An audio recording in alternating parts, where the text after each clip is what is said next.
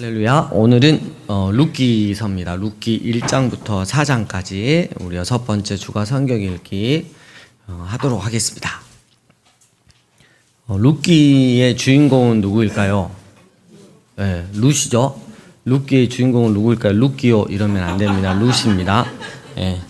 그 첫 번째 배경을 살펴보면 사사들이 치리하던 때 그랬으니까 사사기 때구나. 사사기 때에는 저마다 다 자기 옳은 소견대로 하나님 없다 하며 자기 마음대로 자기가 하나님 되어서 살았던 세상, 그때에 흉년이 들었대요. 흉년이 들었단 말은 하나님이 뭔가 징계를 내리셨다는 거겠죠. 예.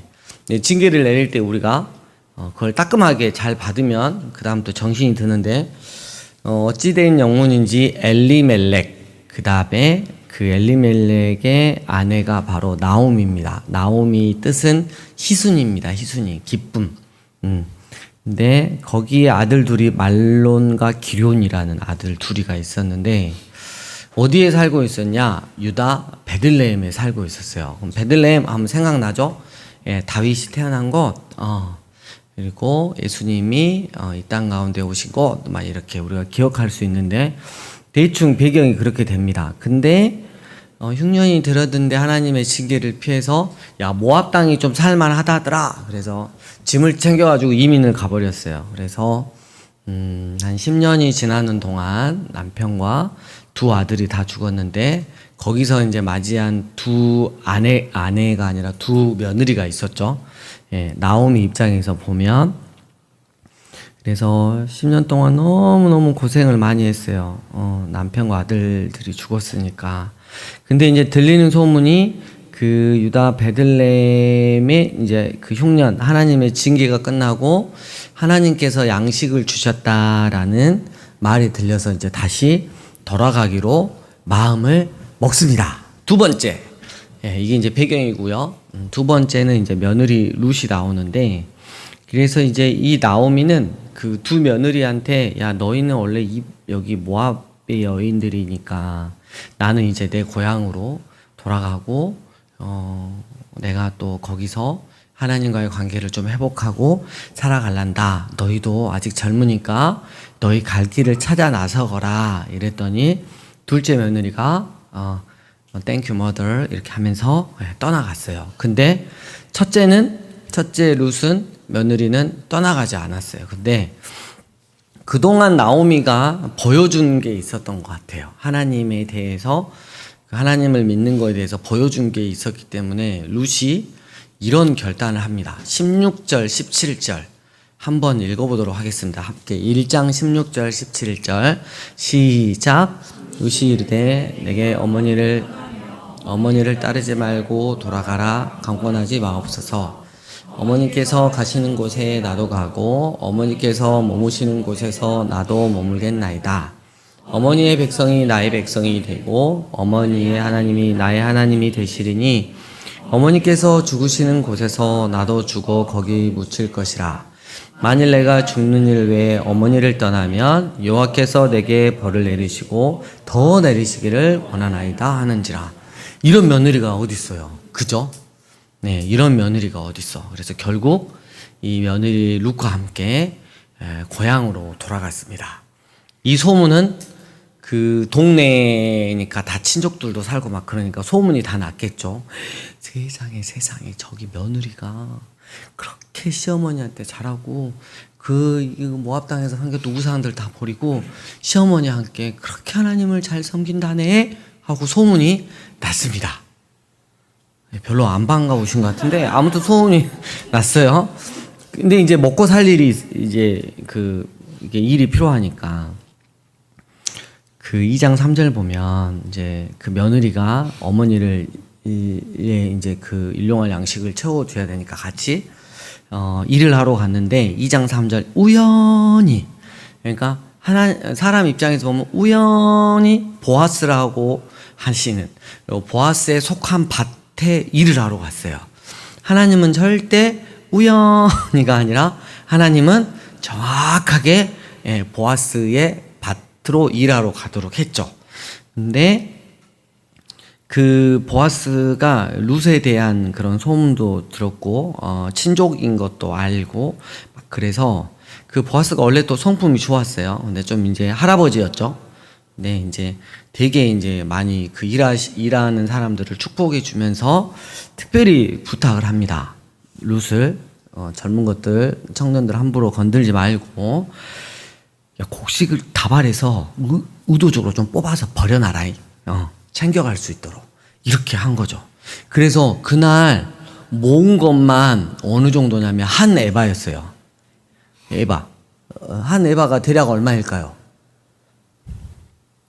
그 저기 가면 있잖아요. 예.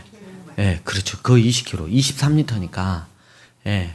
거의 20kg보다 좀 더 하는데. 그러니까 하루 일 가서 그 당시에는 먹는 게 다 했잖아요. 한 달 이상 먹을, 이렇게 시어머니랑 한 달 이상 더 먹지 않나요? 둘이 먹으면? 예, 그죠. 더 먹죠.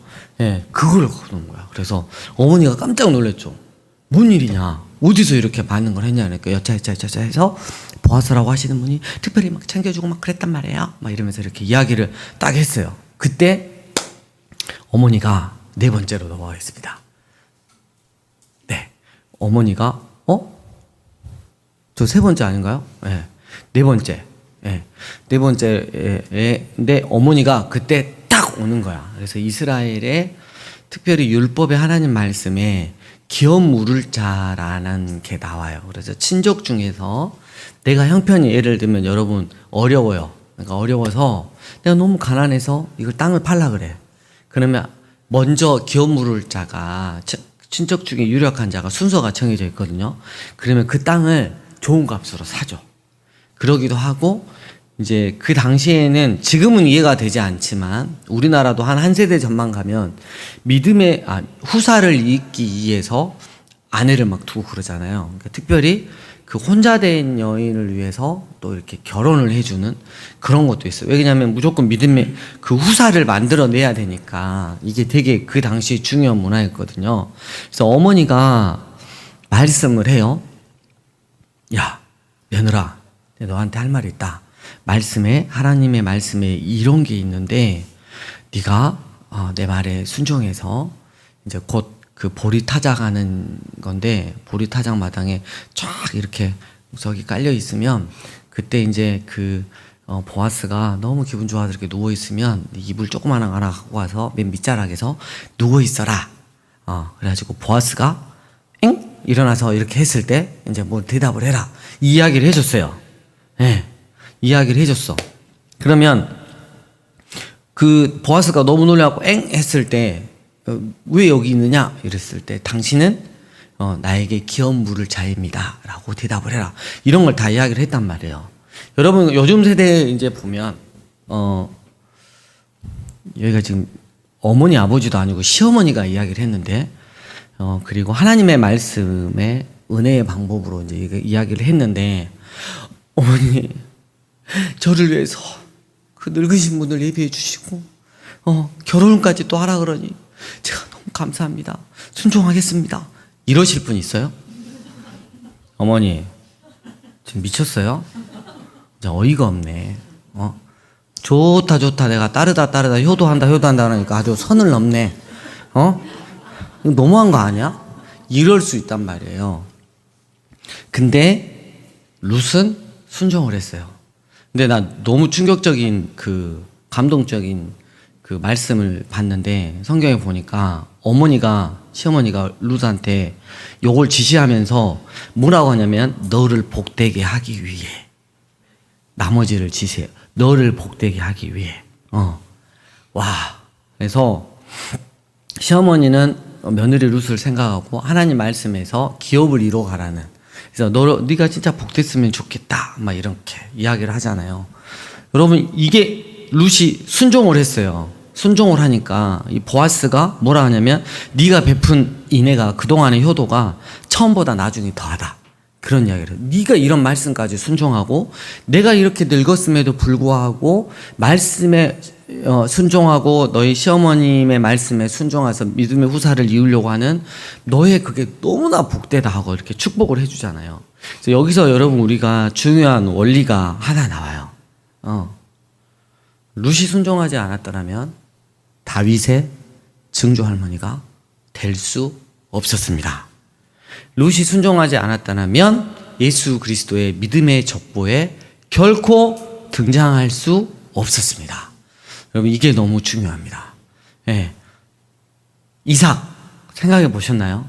이걸 딱 이렇게 메고 올라가는데 그냥 예하로 제가 그냥 나이가 엄청 늙었어요. 막 지금으로 나이로 하면 80, 90대 하고 막 산을 헥헥거리고 막 올라가고 처녀가 막 이렇게 덧발이고 막 장작 딱 들고 올라가는데 아버지 지금 왜 올라가는데 거예요? 이렇게 물어보면서 아버지 근데 왜 재물이 없어? 하나님한테 제사한다며. 그랬을 때 아브라함이 올라가면 다 한다 이랬잖아요. 올라가면 다 한다. 그러면 그 아들이 뭐라 그러게요? 좀 수상한데? 하고 옆길로 세면 아브라함도 할 말이 없어. 하나님 제가 가버렸는데요? 이러면 이제 못 잡으니까 할 말이 없는 상황이잖아요. 근데 이삭이 내 생각하고 너무 다르고 이 상황이 이상하게 흘러가는데 그럼에도 불구하고 아버지의 말씀에 아버지의 행동에 마지막까지 대들지 않고 순종했잖아요. 그러는 순간 성경에서는 복의 통로가 된다라고 말씀을 하고 있는 거예요. 그러니까 제가 이 이야기를 하는 건 뭐냐면 이제 우리 가운데 그리고 요즘 이제 가운데 부모님하고 자녀하고 관계가 어려운 게 되게 많아요. 근데 부모님이 적어도 믿음의 길을 가고 있다고 하면 그리고 교회 이제 신앙의 선배들이 믿음의 길을 가고 있다고 생각하면 내 생각이 아니더라도 순종을 하고 이게 아닌데 그럼에도 불구하고 순종을 했을 때 하나님은 그 순종을 아름답게 보세요. 다른 걸 갖고 하는 게 아니라 그 순종을 아름답게 보고 나오미가 그동안 이렇게 하는 거 보면 특별한 게 있었어요. 본받을 만한 게 별로 없잖아요. 예. 근데 믿음의 길을 그럼에도 불구하고 쭉 가고 있었을 때 룻이 순종을 하니까 결국 하나님의 위대한 역사 가운데 있게 됐다는 거. 저도 나이를 먹으면 먹을수록 그걸 알겠어요. 그 뜻을 알겠어. 근데 내가 많이 살아있고 내 자아를 죽이지 않고 내가 살아있으면 이게 잘 안 돼. 근데 성경은 너를 복되게 하기 위하여 라고 이야기를 하고 있어요. 그래서 진짜 진리 문제에서 팍 빗나가는 거 말고는 순종하는 게 여러분들 위해서 다음 세대 너무너무 귀합니다. 너무너무 중요합니다. 하나님의 역사 가운데 머무를 수 있는 복의 통로로 쓰일 수 있는 기회가 된다는 거. 여러분 늘 명심했으면 좋겠습니다. 예. 이 다음 세대 지금 이야기를 했는데 그러면 우리 이제 어른 세대도 어떻게 해야 돼요? 내가 말을 했을 때 이게 이성적으로 이해가 안 되더라도 순종할 수 있도록 내가 또 그런 삶을 내가 그럼에도 불구하고 순종할 수 있도록 내 삶이 또 그렇게 어른들의 삶이 또 그렇게 사라져야 되는 거잖아요.